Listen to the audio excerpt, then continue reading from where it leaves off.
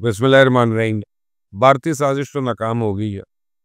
दोहा मुज़ाकरात अल्हम्दुलिल्लाह कामयाब हो गए हैं, सीज़ फायर का मुआहिदा हो गया है। पाकिस्तान ने अफगानिस्तान से या अफगान तालिबान से कौन से मुतालबात मनवाए हैं? जंग बंदी पे भारत में मातम हो रहा है और तालिबान के खिलाफ मुजाहरे हो रहे हैं। मुल्ला मुत्तकी के पुतले नजर आतिश हो रहे हैं। पाकिस्तान और अफगानिस्तान के दरमियान कतर में मुज़ाकरात कामयाब हो गए और दोनों ममालिक के दरमियान सीज़ फायर का मुआहिदा हो गया। दोहा मुज़ाकरात की कामयाबी पाकिस्तान के मौक़िफ़ की जीत है और ये इस बात का सबूत है कि इस जंग में पाकिस्तान हक़ पे था अल्हम्दुलिल्लाह। और ये इस बात का ऐलान है कि पाकिस्तान अपने अवाम के तहफ़्फ़ुज़ और सलामती को यकीनी बनाने के लिए किसी भी हद तक जा सकता है। अब एक ऐसे वक्त में जब भारत पाकिस्तान पर हमले के लिए पर तोड़ रहा है और भारत की फ़ौजी और सियासी क़यादत आए रोज़ इश्तियाल अंगेज़ बयानात दे रही है, ऐसे में ऑपरेशन खैबर स्टॉर्म को लॉन्च करना पाकिस्तान की खुद एतमादी का वो बोलता सबूत है। तो पाकिस्तान की मुसल्लह फ़ौज ने एक बार फिर अपनी ऑपरेशन महारत साबित की और दुनिया को बताया कि ना सिर्फ मशरक़ी और मगरबी महाज से बैक वक्त पाकिस्तान वतन का दिफा कर सकता है, बल्कि दुश्मन के अज़ाइम को खाक में भी मिलाया जा सकता है। तो पाकिस्तान और अफगानिस्तान के दरमियान दोहा में जो मुआहिदा हुआ उसके चंद निकात बड़े अहम हैं। दोनों ममालिक ने सरहदों पर हर किस्म की इश्तियाल अंगेज़ी बंद करने, चमन तुरखम और गुलाम खान बॉर्डर को खोलने पर इत्तफाक किया और सरहदी इंतज़ाम को बेहतर बनाने के लिए दोनों ममालिक के दरमियान एक जॉइंट बॉर्डर कोऑर्डिनेटिंग ऑफिस बनाया जाएगा और इस ऑफिस के तहत दोनों ममालिक के फौजी अफसरान जो बराह रास्त राब्ते में होंगे। दोनों ममालिक ने कलअदम TTP और दीगर गैर रियासती ग्रुप्स के खिलाफ मालूमात के तबादले और मुमकिन कार्रवाई पर इत्तफाक किया और मुआहिदे के तहत अफगानिस्तान ने इस बात की यकीन दहानी कराई है कि अपनी सरजमीन किसी भी ऐसे ग्रोह को इस्तेमाल नहीं करने देगा जो पाकिस्तान के खिलाफ कार्रवाइयाँ करे। तो इसके अलावा पाकिस्तान जब भी किसी मतलूब दहशतगर्द की निशानदेही करेगा तो अफगान तालिबान उसे खुद पकड़ के पाकिस्तान के हवाले करने के पाबंद होंगे। अब इस यकीन दहानी के बदले पाकिस्तान अफगान मुहाजिरीन के साथ इंसानी और इस्लामी असूलों के मुताबिक ताउन जारी रखेगा। दोनों ममालिक ने तजारती और इंसानी राब्तों के फ़रोग़ पे भी ताउन किया, इत्तफाक किया और इस हवाले से चमन और तोरखम बॉर्डर पे एक अमन कॉरिडोर कायम होगा और इस कॉरिडोर के ज़रिए दोनों ममालिक के दरमियान आमद-ओ-रफ़्त महफूज होगी, जबकि आम शहरी, ताजर और मरीज़ों के लिए खुसूसी पास जारी करने का निज़ाम भी वाज़ेह किया जाएगा और मुआहिदे के तहत दोनों ममालिक के सरकारी तर्जुमा और मीडिया एक दूसरे के खिलाफ इश्तियाल अंगेज़ बयानात देने से गुरेज करेगा। ये तो थे इस मुआहिदे के चंद अहम और बुनियादी नुकात। अब चूंकि कतर इस मुआहिदे का मेज़बान है, इसीलिए वो इस मुआहिदे का निगरान भी होगा। चाइना और ईरान ने बतौर ज़ामिन इस मुआहिदे की हिमायत की है।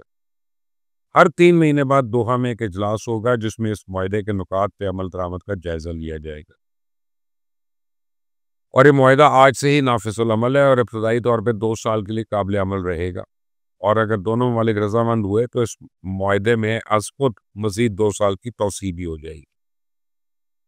तो मेरे नज़दीक पाकिस्तान की सबसे बड़ी कामयाबी ये है कि तालिबान ना तो दोहा में मुज़ाकरात से इनकार कर सके, ना ही उन्हें किसी किस्म की कोई पेशगी शराइत रखने की ज़रूरत हुई। हमें बस अब ये देखना है कि वो कंधारी टोला जो कल तक भारत और इसकी प्रॉक्सी यानी TTP की नुमाइंदगी करता फिर रहा था, वो दहशतगर्दों की सरगोबी के लिए पाकिस्तान के साथ मिलकर काम करता है या नहीं।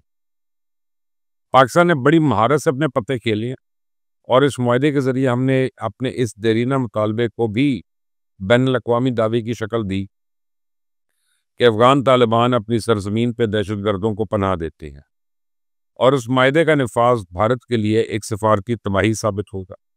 भारतीय TTP और BLA जैसे ग्रुप्स को अपना असासा करार देते थे, लेकिन अब अफगान तालिबान भी उन्हें शिकस्त देने के लिए पाकिस्तान के साथ मिलकर काम करने के पाबंद हैं और जूं-जूं यह मुआहिदा आगे बढ़ेगा तूं अफगान तालिबान भारत के मदार से निकलते चले जाएंगे और एक दिन काबुल में इंशाअल्लाह जी-जोर का बिछाया हुआ जाल जो है मुकम्मल तौर पर टूट जाएगा।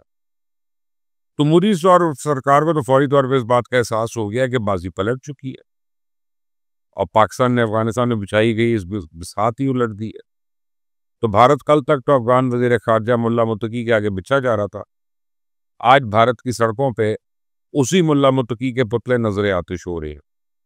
ये मनाजिर अफगानिस्तान के अवाम और तालिबान के लिए किसी भी नसीहत से कम नहीं है। तो अफगानिस्तान को एक बात नहीं भूलनी चाहिए कि अगर दुनिया में इसका कोई हमदर्द है तो वो सिर्फ और सिर्फ पाकिस्तान है। और ये पाकिस्तान ही है जो हर कड़े वक्त में उसके शाना बशाना खड़ा होता है, अपने दरवाजे खोलता है, आपको तजारत, तालीम और सेहत की सहूलियात देता है, आपके लिए पूरी दुनिया में लॉबिंग करता है। अफगानिस्तान को कभी ये बात नहीं भूलनी चाहिए कि 1980 से लेकर आज तक पाकिस्तान आपकी आज़ादी की जंग लड़ रहा है। इसलिए आप पे भी फ़र्ज़ है कि आप पाकिस्तान की सलामती पे कोई आँच ना आने दें। सरहदी झड़पों के दौरान जिस तरह अफगान फोर्सेस ने बॉर्डर पर लगी बाढ़ को तबाह किया, हुकूमती ओहदेदारों ने जिस जंगी जुनून का मुजाहरा किया, जिस तरह अफगान सोशल मीडिया ने जहर भरा प्रोपेगेंडा किया, ये किसी तौर भी मुनासिब नहीं था। तो अफगानिस्तान में मौजूद भारतीय लॉबी आज भी अरगून में अफगान खिलाड़ियों की हिलाकत का गलीज प्रोपेगेंडा कर रही है।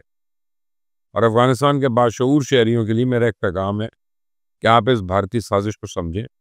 इससे पहले भारत ने पहलगाम वाक़े को बुनियाद बनाकर पाकिस्तान के साथ क्रिकेट खेलने का इनकार किया था, लेकिन दुनिया में किसी एक मुल्क ने भी इसके मौक़िफ़ की हिमायत नहीं की है। अब वो अपनी नाकामी का बदला लेने के लिए आपके कंधों पर बंदूक रख के गोली चलाने की कोशिश कर रहा है। तो एक बात मैं वाज़ेह कर दूं कि ड्यूरेंट लाइन कोई फर्जी लकीर नहीं है, बल्कि पाकिस्तान और अफगानिस्तान के दरमियान आलमी तौर पर तस्लीम शुदा एक सरहदी लकीर है।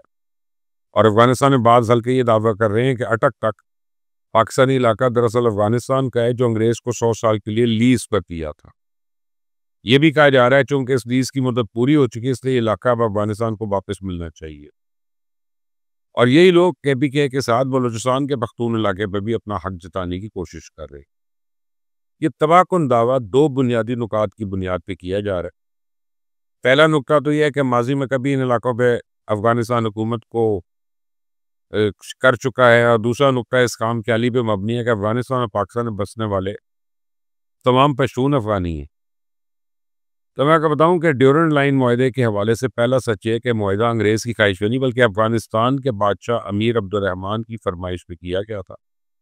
और अमीर अब्दुर्रहमान ने ताज बरतानिया को इसके लिए 4 ख़त भी लिखे थे। और इसकी वजह यह थी कि रशिया और बरतानिया ने मिलकर अफगानिस्तान की वस्ती एशिया के साथ सरहदों का तयन किया था, लेकिन इंडिया के साथ अफगानिस्तान की सरहदें बदस्तूर गैर वाज़ेह थी। तो अमीर अब्दुर्रहमान ने अपनी किताब में बार बार फ़ख्र से लिखा है, उसने इंडिया के साथ अपनी सरहदें वाज़ेह कर दी। 7 शिकों पर मुश्तमिल इस मुआहदे में कहीं 100 साल की लीज या किसी भी मुद्दत का कोई जिक्र नहीं है।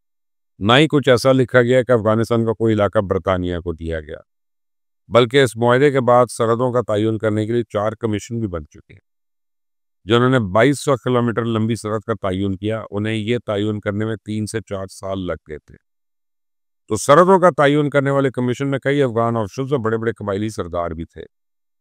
नाकाबिले तरदीद तारीखी शवाहिद के बावजूद अगर आज कोई शख्स उठकर ड्यूरेंट लाइन को फर्जी लकीर गए, तो इसका साफ मतलब है या तो वो अमन नहीं चाहता, या फिर भारत से आने वाले चंद डॉलर्स की चमक ने उसकी सोच पे पाबंदी लगा दी है। मुझे कमेंट्स अपनी राय दीजिएगा। इस चैनल को सब्सक्राइब करें, बेल आइकॉन को प्रेस करें। अंटिल द नेक्स्ट टाइम, अल्लाह हाफिज़।